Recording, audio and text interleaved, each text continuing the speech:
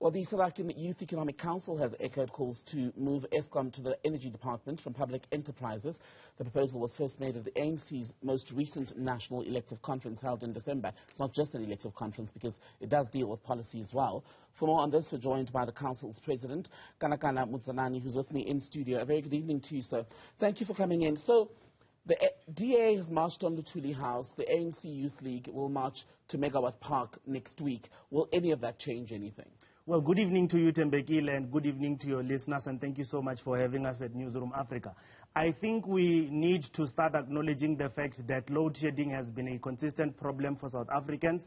It's about time we all come to one table, combine our heads and say, how do we solve the challenge that is confronting us? And we have done so as a council on numerous avenues by proposing solutions and interventions that are largely required in order to stabilize and fix Eskom for the betterment of the South African people, for youth-owned small enterprises, as well as general businesses in the country, because with load shedding, you shed a lot of business, you shed a lot of jobs, and ultimately you degenerate people's livelihoods, and they end up in poverty, in a state of hunger, and that is why you will consistently have ever-rising levels of criminality. So at this point in time, I think we must just call on the government to make the right appointments and ensure, as per our statement, that Eskom is placed under the Department of Mineral Resources and Energy instead of placing it under the Department of Public Enterprises, which we have now called for its disbandment as a department.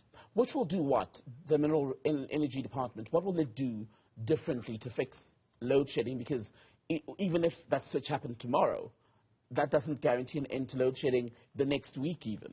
Yeah, so I think there is no quick fix to the problem that we are confronted with. But what you must acknowledge, Tembekile, is that over the past year, there has been contradictory messages from the Department of Mineral Resources and Energy, as well as Eskom, with regards to what exactly is the problem and what is the prescribed solution to the problem that is in Eskom. So we fully believe that segregating or separating Eskom from DPE and placing it under DMRE is going to bring a sense of streamlined communication and governance, but furthermore, it's going to cut the issue of bureaucracy. So we must take into account that the Department of Mineral Resources and Energy currently is the only department that is tasked with the responsibility to determine the energy direction that we adopt as a country. And they've done so through a document called the Integrated Resource Plan, which acknowledges that we must generate electricity using coal, nuclear, using gas, and also making use of renewable energy. However, you've got an Eskom at least under the Reiter's tenure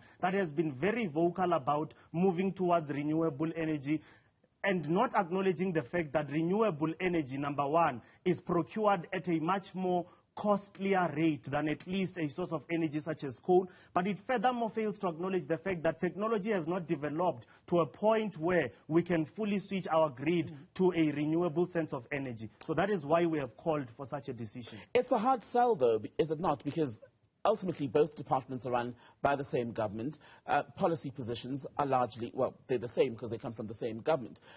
So you have to wonder if we're not just shifting responsibility to another person to handle the crisis, another ministry, another department, when really the mindset is largely the same. And when you consider the differences then between Minister Gwede Mantashe and what he said about what needs to happen to resolve the crisis and what the Eskom management so far has been saying, I wonder if we're not going to be stuck in a cycle of a constant butting of heads between the minister and the people at Eskom, which then would delay any progress towards fixing the problem. So the good thing about us as a council is that we've consulted quite a lot of experts and we've interrogated both the turnaround strategy that has been presented by Eskom, the integrated resource plan, and the proposals that have been put forth by Minister Mantashe. And we are quite confident that things might look good should this department be given the privilege of looking after the entity, particularly if you assess their track record and the commitment that they have in terms of procuring new energy for Eskom. But more than anything else, Tembekile, I think it's quite important to state the fact that if you listen to the management of Eskom on Sunday, Andre de Ruyter kept alluding to the fact that Eskom is in the crisis that is in as a result of bad coal. However, his own team at Eskom tells us very well that losses in Eskom due to bad coal are sitting at 0.64%, whilst losses at Eskom due to poor management of power stations is sitting exactly at over 30%. You also get to dive in 2016 and 17 when load shedding was ended in that tenure. The energy availability factor at the time was sitting at above 78%. Under Andre's tenure today, the energy availability factor has dipped below 50%. You look at Minister Mantashe's proposals and the entities that are within his department, how they have been turned around, how they are now on a clean slate of functioning, and most of them have made major acquisitions, which are quite remarkable.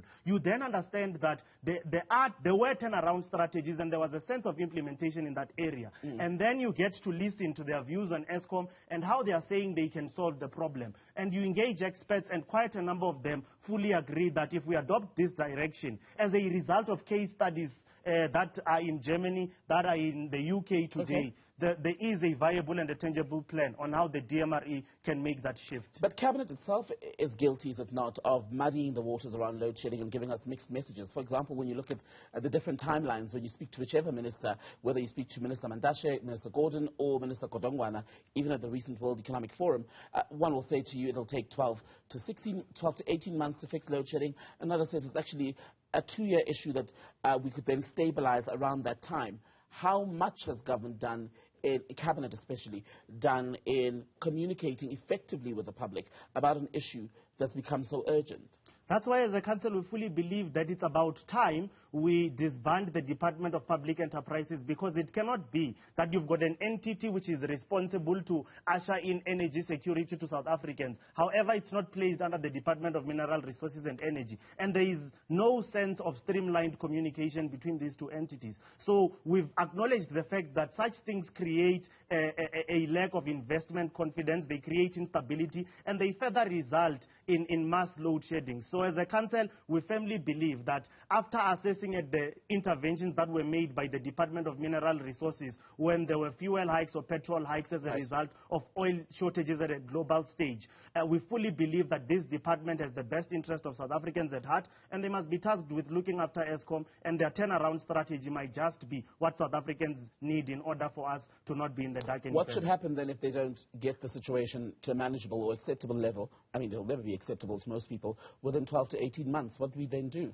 I am much more interested in putting solutions forward and giving them time and making sure that... Well, you've said already that the plan on the table makes sense and you think it should be implemented. So if in 12 to 18 months that plan does not yield fruit or change our situation significantly, what should happen? I am quite hopeful that the plan is going to work. I've assessed the turnaround strategy and looking at how they've been stabilizing their own entities, the Petroleum Agency of South Africa and the Central Energy Fund. I'm quite confident they'll make it work. You know what it is, Kanakana? The problem is there have been so many plans that many people have lost faith in plans until they see them actually working. I fully agree with what you are saying. However, we need to be able to introspect at the track record and understand that if these people's track record is one of delivering on their own turnaround strategies, is one of giving strategic entities to people who have the skills and the expertise. I mean, you've got the Petroleum Agency of South Africa being looked after by Dr. Pindile Masangani, who is an expert in that space. You've got the Central Energy Fund being looked after by Dr. Ishmael Pulu, who is an energy expert himself. You've got Mintech being looked out for by Dr. Mulefi Mutuku. Highly skilled and much more knowledgeable experts. But on the other hand, you've got an Eskom which is ran by a legal scholar like myself who knows nothing about mechanical engineering, who has been defaulting on many occasions on the maintenance of power stations. And here we are, a lawyer and a journalist talking about load shedding. Thank you very much. After consulting experts, very important.